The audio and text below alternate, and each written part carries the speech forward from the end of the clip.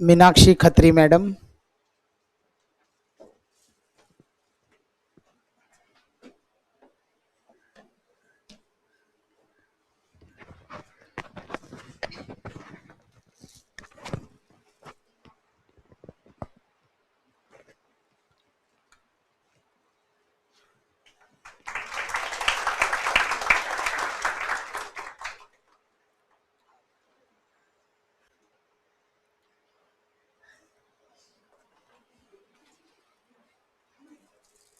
Thank you so much.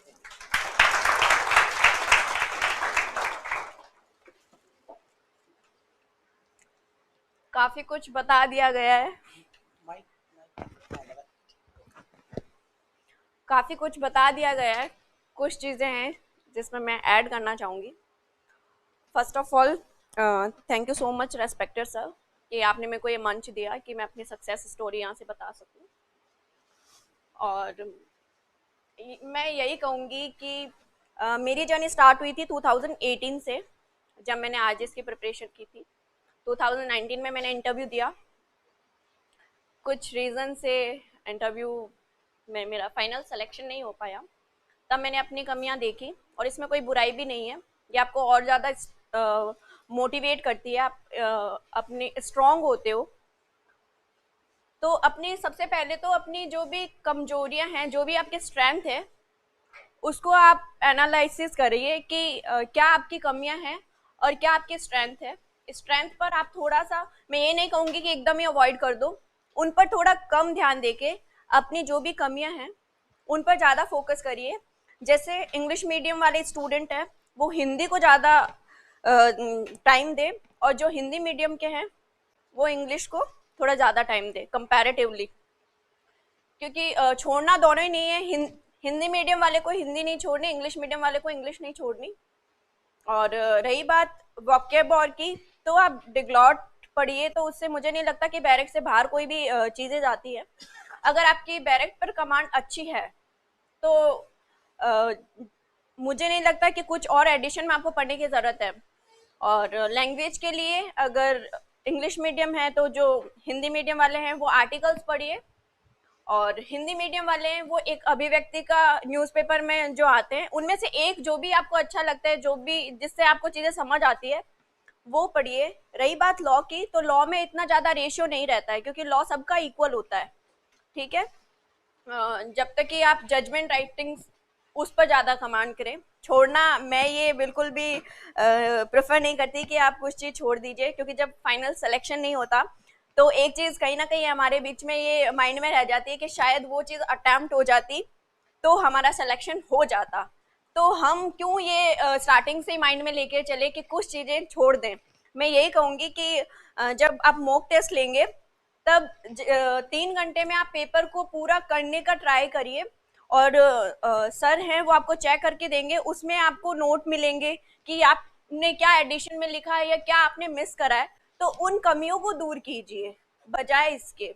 और जैसे मेरे साथ होता था, मैं अपना पर्सनल एक्सपीरियंस शेयर करूंगी कि रात को एनजाइटी होना कि होगा कैसे होगा, मतलब जो प्री के बाद मेंस का जो पीरियड था बहुत ही ज्यादा डर लगता था कि क्या हो भी पाएगा या नहीं। ये नेचुरल है और ये आएंगे, आप इनको रोक नहीं सकते, लेकिन आप इसका एक सोल्यूशन निकाल सकते हैं। मैं थोड़ा स्पिरिचुअल हूँ, आप स्पिरिचुअल बनिए, थोड़ा मेडिटेशन करिए, इनसे काफी रिलीफ आपको मिलेगा। और जो भी यूट्यूब पे वीडियोस अवेलेबल है, अगर आपको, मैं उनके लिए नहीं कह रही जो 11 बजे या 10 बजे सो जाते हैं, जिनको अच्छे से नींद आ रही है वो अच्छे से नींद लीजिए और अपने 4 बजे 5 बजे जो भी आपका शेड्यूल है वो पूरा करिए।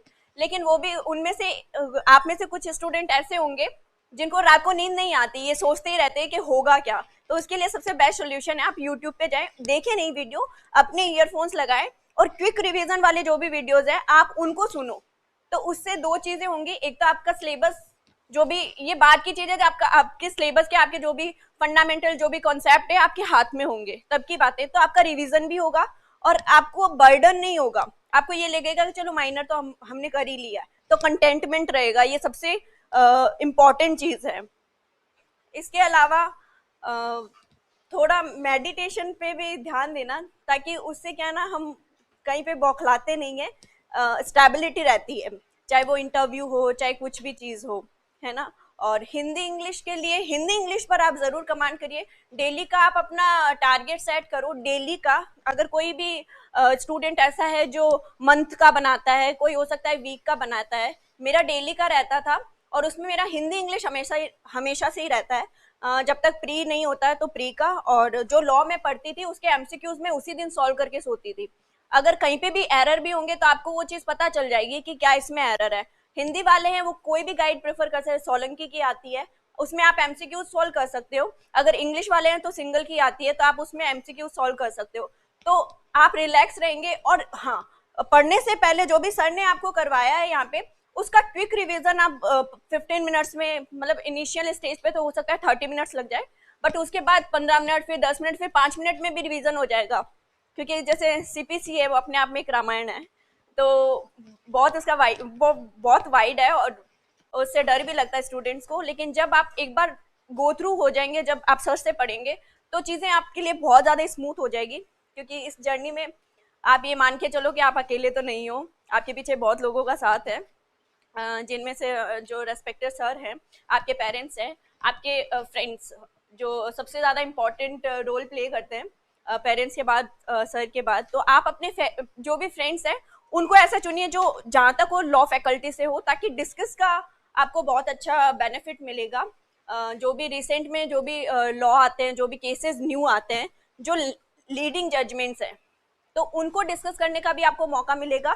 इस बार क्रिमिनल का पेपर देखा होगा आप लोगों ने, जैसे हम लोगों ने दिया था, तो उसमें कुछ रिसेंट के केसेस भी थे जो 3 ईयर 4 ईयर पुराने थे, बट उन पर कमांड होनी चाहिए। ज़रूरी नहीं है वो सीधे ही पूछे जाए, उनमें से प्रॉब्लमेटिक क्वेश्चन आती है तो वो आपको क्लिक होना चाहिए, क्योंकि वहाँ पे आपको इतना टाइम नहीं मिलता।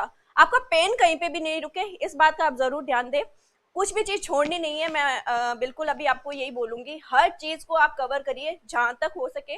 3 घंटे में पेपर पूरा करने का ट्राई करो, और जैसे सर बता रहे हैं उनके गाइडेंस में चलते जाओ। हिंदी इंग्लिश की अगर आपको लगता है कि भाई प्री तक तो मैं कर सकता हूँ, तो प्री तक करिए आप, कोई प्रॉब्लम नहीं है।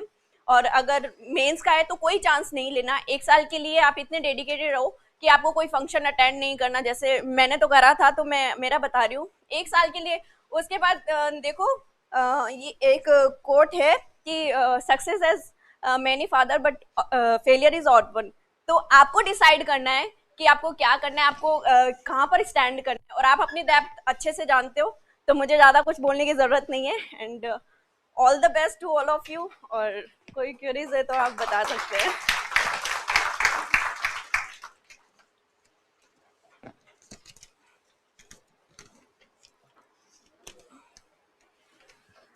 नरेंद्र कुमार जी की मेरे पास क्वेरीज है कि प्री में, मेंस में और इंटरव्यू में जो भी जजमेंट्स हैं इनकी क्या रोल रहता है। तो जैसे मैंने बताया कि आप अपना फ्रेंड सर्किल है, क्योंकि इसके लिए आपको अलग अलग से तो टाइम मिलेगा नहीं। तो जितना आप जैसे यहाँ पे भी आते हो, सर के इधर आते हो आप, तो सीट के लिए आधा 1 घंटा पहले आते ही होंगे। तो उस टाइम क्योंकि यहाँ पे बहुत वो रहती है, तो उस टाइम को आप यूटिलाइज करिए। उस टाइम आप जो भी आप ग्रुप में डिवाइड होके अच्छे से आप इसको अगर कर लेंगे डिस्कस, तो मुझे नहीं लगता आपको घर जाके इसको पढ़ने की जरूरत नहीं है। तो ये यहाँ पे आपका टाइम बच जाएगा। सेकंड है कि मॉक टेस्ट का क्या रोल है। सबसे बड़ा रोल है इसका कि जब मैंने 2019 में इंटरव्यू दिया था, मेरा 36 मार्क का पेपर छूटा था। स्टिल मैंने इंटरव्यू तो दिया था, बट मेरा 3 नंबर से रहा था। तो मैंने कहा अगर उनमें से एक क्वेश्चन अटैम्प्ट होता तो मैं लास्ट टाइम ही इधर होती शायद। वो कोई नहीं। फिर कहते हैं दोस्तों की क्या भूमिका रहती है, वो किस प्रकार सहायक होते हैं। ये शायद मैंने इसका आंसर अच्छे से आपको दे दिया है। जहां तक हो, मैं ये नहीं कहूंगी कि जो फ्रेंड्स आपके और अदर फील्ड में उनको छोड़ दीजिए, मेरा कहने का ये इंटेंशन बिल्कुल नहीं है।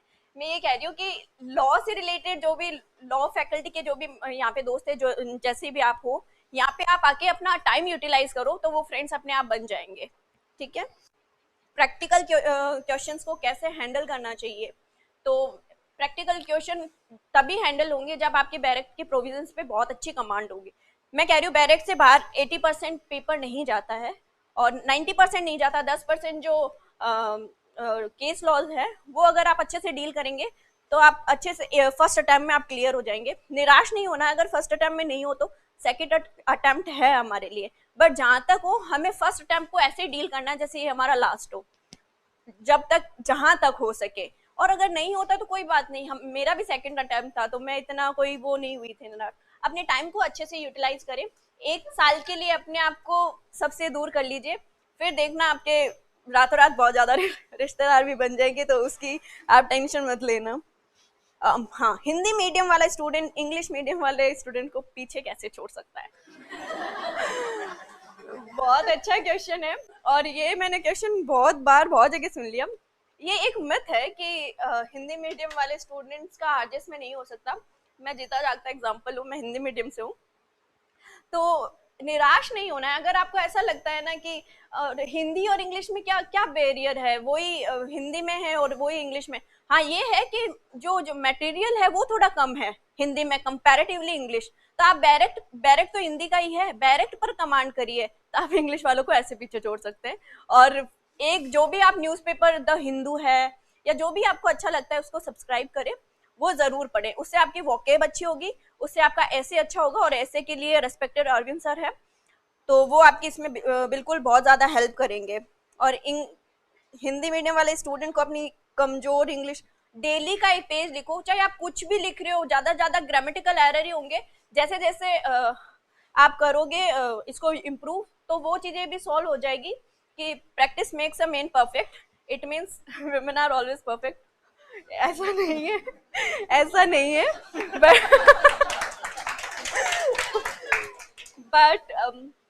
बॉयज भी अच्छे हैं प्रैक्टिकली, मैं डिमोटिवेट नहीं कर रही हूँ, है ना। तो good luck all of you, thank you sir.